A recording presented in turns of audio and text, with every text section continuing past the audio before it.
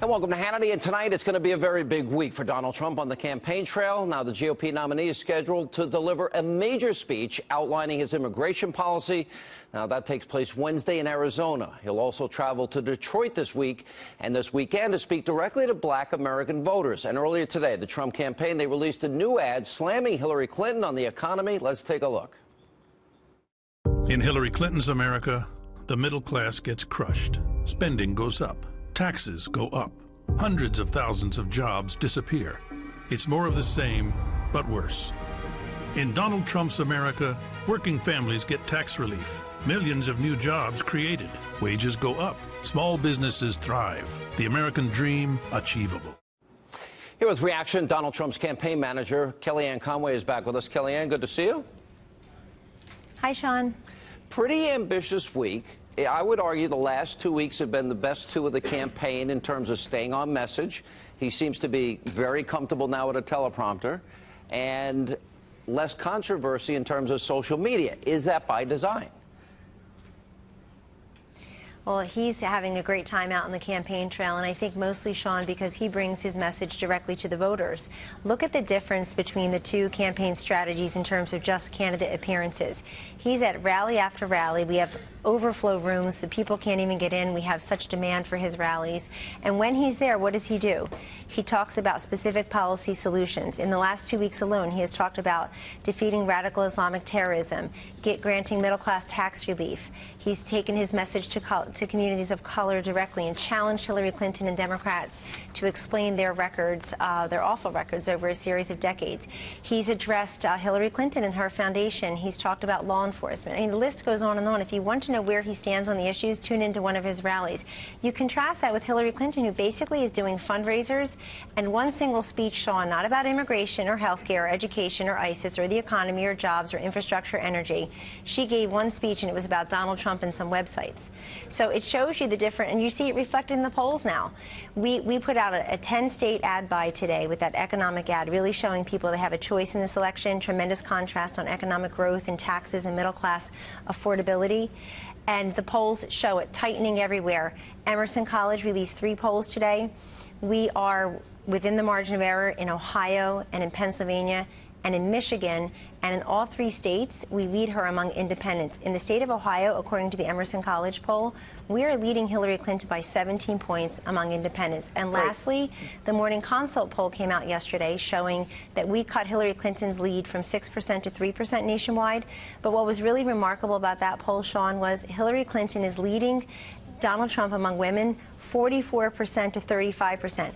Sean, 44% of American women say they're going to vote for the first female president. It tells you that this election is about Hillary Clinton, and we will continue to make it about Hillary Clinton. Well, you forgot one poll, too, and that was the LA Times poll. I predicted last week, you know, Hillary Clinton, she was exposed last week in a pay-to-play scheme where top donors of the Clinton Foundation, literally more than half the people she saw, individuals, as Secretary of State, were donors or pledged money to the foundation. Now, that's also the week that they release the Klan ad and make these horrible accusations. They seem to have doubled down on it. Is it overreach? In other words, in as much as it's a mistake now for her, that it's so absurd and it's so silly that people see it as dirty politics, typical D.C. politics? What you just said is exactly how most voters will see it, Sean, for the following reason. Voters have to look at something. It has to make sense to them for them to believe it. And so I think Clinton and also Tim Kaine, who was a real disappointment last week playing this race card, for them to go so far afield on these accusations and these conspiracies, most people will look at that and say, that doesn't make any sense. And by the way, when is the last time you told me what my tax burden will be under your administration, why you call ISIS our, quote, determined enemies, as if we're playing a soccer match against them rather than the savage murderers that they are. 33,000 people killed since 2003, 80% of which were killed just in the last 3 years since the birth and growth of ISIS. So people will look at that and say, you seem desperate. And in the case of Tim Kaine, I mean, we expect the rough and tumble politics, the lies from Hillary Clinton and her folks. But Tim Kaine, you've been a mayor, a senator, a governor. You're running for vice president, Harvard law degree, and you stoop so low that you are making these allegations. And I think it's going to backfire. Look, forget about what I think. Look at the polls. If that were an effective message, these polls were all taken after Hillary Clinton made that speech and after Tim Kaine and the ad were released. Now, Donald Trump is going to go back to Detroit. He's going to reach out again to the black community. Yes. He did it outside of Milwaukee. He's done another speech. So this will be the third speech. One interesting poll, the Pew Research had him at 14.6% with the black community. Now, maybe not the highest number, but it is better than the last 8 Republican presidential campaigns that have taken place and voters. Oh, yes. So how big a percentage of the black vote do you think he's able to get? And will that make up for some of the establishment Republicans, even some of his former rivals, that didn't live up to their commitment to support the candidate? Yes, I do think so. And by the way, anything you see reflect in the polls, remember, Sean, that we are doing this, Mr. Trump is doing this without the support of all Republicans. And it's quite remarkable because, you know, Mitt Romney can rely upon practically every Republican legislator, all the donors line up. Everybody's just trying to help him become elected. And of course, they lost 8 of the 9 swing states. Let's not forget they got 6% of the African-American vote, 27% of the Hispanic vote, 26% of the Asian vote.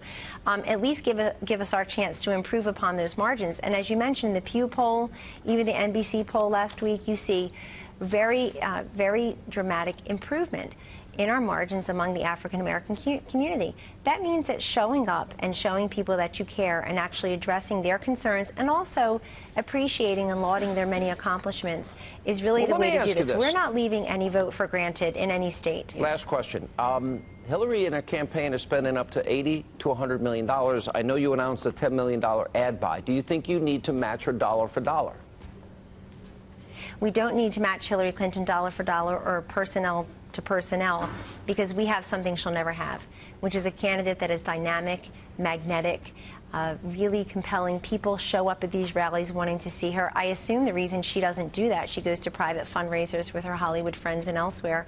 I assume because nobody counts how many folks are there, they just count the dollars afterwards. She couldn't fill up these rallies that Donald Trump fills out. She couldn't have these kinds of audiences. So and 268 days without a press conference, right? That's right. That's right. 265 days without a press conference, by the way, which the press, very few seem outraged.